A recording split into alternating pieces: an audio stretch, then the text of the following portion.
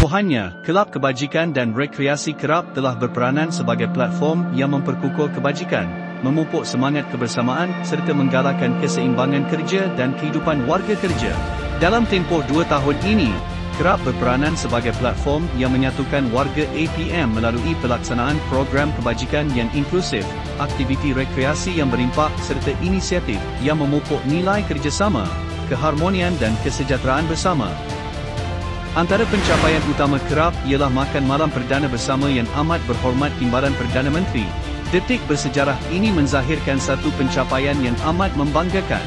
Kejayaan kerap menganjurkan makan malam perdana bersama yang amat berhormat Timbalan Perdana Menteri bukan sekadar satu acara, tetapi simbol pengiktirafan terhadap komitmen, kredibiliti, dan dedikasi yang berterusan. Makan malam ini menjadi bukti bahawa kerap terus melangkah ke hadapan sebagai sebuah entiti yang dihormati.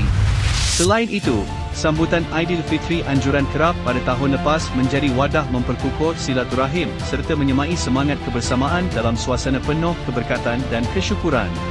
Kehadiran warga dan rakan strategik APM pada majlis ini mencerminkan semangat perpaduan, saling menghormati serta komitmen berterusan ke arah keharmonian dan kecemerlangan bersama. Sambutan ini mengukuhkan lagi hubungan, mempereratkan kerjasama, dan menjadi pemangkin kepada kejayaan kerap pada masa hadapan.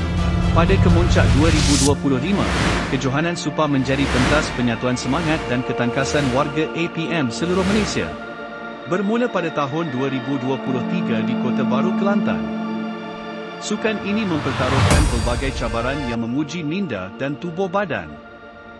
Kejohanan ini diteruskan pada 2025 dengan Universiti Sains Malaysia Pulau Pinang menjadi saksi kepada legasi kejohanan ini.